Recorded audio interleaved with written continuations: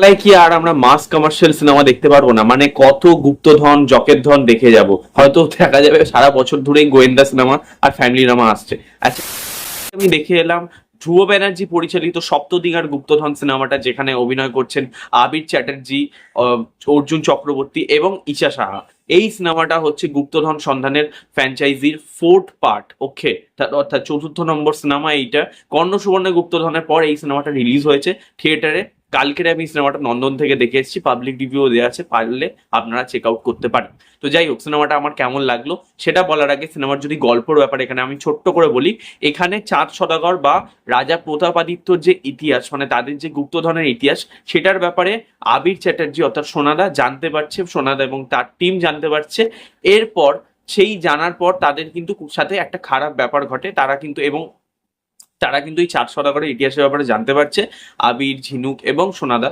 তো তারপর কি হয়, সোনাদার অ্যাকচুয়ালি খ্যাতি কিন্তু বেড়ে গেছে এবং সোনাদার কিন্তু ধনধান্য স্টেডিয়ামে আমরা দেখতে পাই যে সোনাদা কিন্তু অ্যাওয়ার্ড পাচ্ছে, ঠিক আছে, তার একটা তাকে পুরস্কারে সম্মানিত করা হচ্ছে।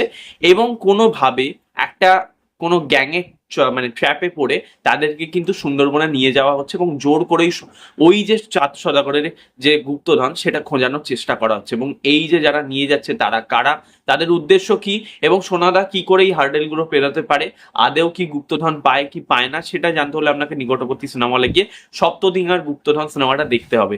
এই সিনেমার ভালো দিক খারাপ দিক, দেখো এই সিনেমার জন্য আমার কাছে বেশ কিছু ভালো দিক আছে, আবার বেশ কিছু খারাপ দিকও আছে। এবার যদি আমি ভালো দিকগুলোর কথা বলি, সবার প্রথম যেটা বলতে হবে সেটা হচ্ছে পারফরমেন্স। সবার এখানে পারফরমেন্স খুবই ভালো। বিশেষ করে যদি বলতে হয় যার কথা আমি সবার প্রথম বলবো, সেটা হচ্ছে এখানে রজতাভ দত্তর পারফরমেন্স। ভাই, সে এখানে একটা অ্যান্টাগনিস্টের রোল প্লে করেছে, বাট সে না আপনাকে যে হাসাবে, এবং তার কথা বলার অ্যাকসেন্টের মধ্যে তার হাসি হোক, তার চাউনি হোক, এবং মানে সে হয়তো এখানে রিপিটেডেডই লাগছে, মানে আমার তো রিপিটেডেড মনে হচ্ছে, সে আগের পার্টেও যদি ছিল, বাট তাও সে যখন স্ক্রিনে আসছে সিনেমায় কিন্তু একটা মজা দিচ্ছে, ঠিক আছে। আপনি যখন দেখছেন আপনার কিন্তু একটা মুখে হাসি থাকবে, ঠিক আছে। তো তার ক্যারেক্টারটা, তার যেই শেডগুলো, এবং তার এখানে একটা দিকও দেখানো হয়েছে, সে কিন্তু পুরোপুরি নেগেটিভ ক্যারেক্টার না, সেটাও কিন্তু এখানে লাস্টে দেখানো হয়েছে যে তারও একটা সফট সফট কর্নার আছে। তো সেটার কিন্তু আমার বেশ ভালো লেগেছে, তার ক্যারেক্টারের যে ডাইনামিক্স এইটা এখানে দেখানো হয়েছে। এবার যদি আমি সেকেন্ড যার কথা বলতে হবে সেটা হচ্ছে অনানলি সোনাদা অর্থাৎ আবির চ্যাটার্জি। পাবলিক এই ক্যারেক্টারটার প্রতি কিন্তু বেশ ফ্যান রয়েছে, ঠিক আছে, মানে ক্যারেক্টারটার বেশ ফ্যান সবাই, মানে ফ্যামিলি অডিয়েন্স কিন্তু সবাই বলতে গেলেই এই ক্যারেক্টারের খুবই ফ্যান, ঠিক আছে, সোনাদা ক্যারেক্টার। তো সোনাদা কিন্তু একটা আইকনিক ক্যারেক্টার হয়ে উঠেছে, এবং মানে আবির চ্যাটার্জি যেভাবে এটাকে প্লে করছে সত্যি বলছি প্রশংসা করণীয়, কারণ খুবই ভালো প্লে করছে। এবং এক একটা জায়গায় অ্যাকশন সিনও রয়েছে, মানে বিশেষ করে ক্লাইম্যাক্সের মোমেন্টে একটা অ্যাকশন সিন রয়েছে এবং তার একটা ইমোশনাল দিকও দেখানো হয়, সেই জায়গায় আবির চ্যাটার্জি সুপার, ঠিক আছে। এবং ইন্টারভেল ব্লকের আগে একটা সিকোয়েন্স হয়েছে, একটা আর কি গুপ্তধনের আর কি ক্লু পাওয়ার জন্য আর কি একটা সেটের মধ্যে তারা যায়, একটা আন্ডারগ্রাউন্ডে তারা যায় আর কি মাটির নিচে। তো সেই সিকোয়েন্সে আবির চ্যাটার্জির পারফরমেন্স খুবই ভালো।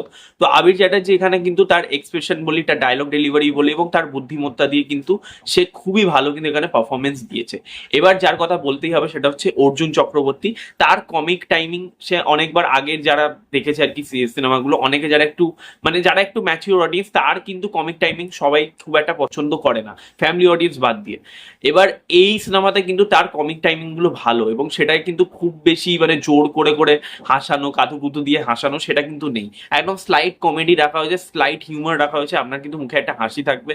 এবং ওই যে তার খাওয়া, তার পেটুক, সেই যে ব্যাপারটা নেই, মানে তার পেটু গোটাতের খাওয়ার নিয়ে যেভাবে আর কি হালকা এখানে কমিক দেখা হচ্ছে, মানে সেই জায়গাটা খুব একটা বেশি দেখানো হয়নি, তাই জন্যই কিন্তু ভালো লাগছে, মানে বেশি ওটাকে আর কি ওভারফ্লো করানো হয়নি বা খুব এক্সছে। আর ঈশা সাহার পারফরমেন্সও খুব ভালো, যার কথা বলতে হবে কৌশিক গাঙ্গুলির পারফরমেন্সও কিন্তু বেশ বেশ ভালো।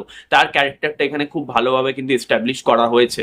সেকেন্ড যে পজিটিভ দিকটা বলতে হবে, এই সিনেমাটার কিন্তু দেখে আপনার মনে হবে ভাই এই সিনেমাটায় টাকা ঢালা হয়েছে, মানে কোনোভাবে কিন্তু কার্পণ্য করা হয়নি। এবং এই সিনেমার যে গল্পটা সেটার জন্য কিন্তু এই বাজেটটাও ডিমান্ড করতো, এবং সেটা কিন্তু এসবিএফ দিয়েছে। মানে প্রত্যেকটা ফ্রেম দেখলে বোঝা যাচ্ছে যে ভাই এই সিনেমার একটা লুক অ্যান্ড ফিল রয়েছে, ঠিক আছে। মানে সিনেমাটার যে সেট গুলো রাখা হয়েছে না কিছু কিছু জায়গায়, মানে ইন্টারভেল ব্লকের একটা আগের মানে সিকোয়েন্স রয়েছে, সেই সিকোয়েন্সটা দেখেই মনে হবে আপনার যে ক্লাইম্যাক্স দেখছেন। তো সেখানে যে সিকোয়েন্স, এই সেটগুলো, সে আন্ডারগ্রাউন্ডের মধ্যে যে সেটগুলো দেখানো হয়েছে, বা যে বাঘের সিকোয়েন্সটার মধ্যে যে সেটটা দেখানো হয়েছে, আদিবাসী দলকে যেভাবে এখানে দেখানো হয়েছে, তো প্রত্যেকটা জায়গায় কিন্তু খরচা করা হয়েছে। ঠিক আছে, মানে দেখে মনে হচ্ছে যে পুজোর থিম যেরকম আর কি খরচা করা হয় প্রত্যেকটা সেটে, ওরকম কিন্তু এখানে রাখা হয়েছে।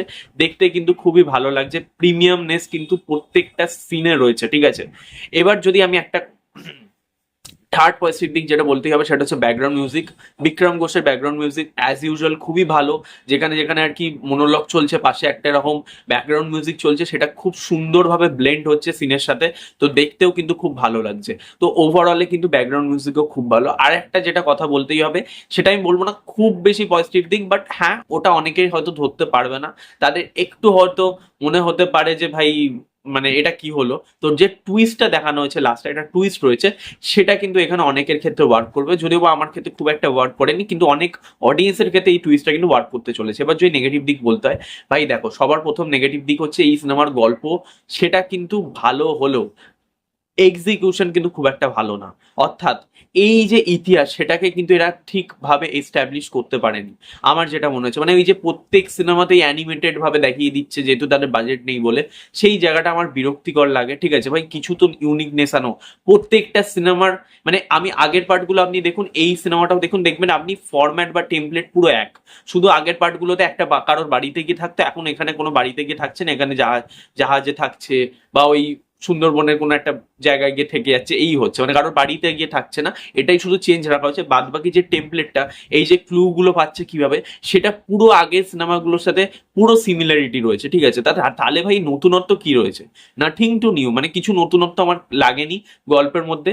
থার্ড যে নেগেটিভ দিক আমাকে বলতেই হবে, সেটা হচ্ছে এখানে যেভাবে মানে আপনাকে যে প্রথম সিনটায় মানে যেভাবে জাম্প কাট গুলো মানে পরপর যেন হয়ে যাচ্ছে, মানে সিকোয়েন্স গুলো আসছে চলে যাচ্ছে, আসছে চলে যাচ্ছে, তো সেই জায়গাটা মানে একটু ব্রিডিং স্পেস দরকার ছিল, সেটা দেওয়া হয়নি, মানে খুব ফাস্ট ফরওয়ার্ড লেগেছে। লাস্টের 8 ঘন্টা সিনেমাটার কিন্তু ভালো, যেটা বলতে হবে। আর লাস্টে 8 ঘন্টা বাদ দিলে বেশিরভাগ জায়গায় কিন্তু এডিটিং খুব জাম্প জাম্প করে চলে যায়। ঠিক আছে, এছাড়া যদি বলতে হয়, এখানে কিন্তু কিছু জায়গায় মানে ভিলেন গুলোর যে অভিনয় রয়েছে, সেগুলো কিন্তু মনে হয় জোর করেই হিউমার। ঠিক আছে,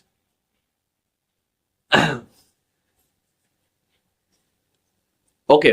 এবং আমাকে যদি বলতে হয় আগের পার্টগুলোর থেকে বেটার কিনা, আমি বলবো ভাই এই সিনেমাটা কর্ণ সুবর্ণ গুপ্তধনের থেকে বেশি বেটার হলেও কিন্তু কখনোই দুর্গেশগড়ের গুপ্তধন বা গুপ্তধনের সন্ধানের যে মেরিটটা, সেটা কিন্তু ম্যাচ করতে পারে না এই সিনেমাটা। ঠিক আছে, এই সিনেমাটা একটা খুবই ওকে ওকে ডিসেন্ট সিনেমা।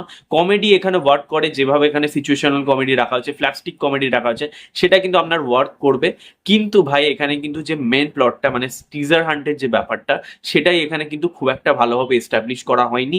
কিছু জায়গায় খুব রিপিটেটিভ জিনিসপত্র লাগে। আমি যেটা বললাম, রজতপ দত্তকেও না নিয়ে অন্য কাউকে নেওয়া যেতে পারতো, সেটাও খুব রিপিটেটেড লাগে। তো যাই হোক, এখানে আমার ওভারঅলে আমি রিয়াকশন আমার দিলাম। আপনার কেমন লেগেছে এই সিনেমাটা যদি আপনারা দেখে থাকেন, অবশ্যই জানাবেন। সপ্তদিনের গুপ্তধন আপনাদের কেমন লেগেছে? ভিডিওটা ভালো লাগলে লাইক করবেন, শেয়ার করবেন, সাবস্ক্রাইব করবেন, পাশে বেল আইকন ক্লিক করবেন। নেক্সট দেখা হবে, নেক্সট ভিডিও দেখা হবে, ততক্ষণের জন্য টাটা।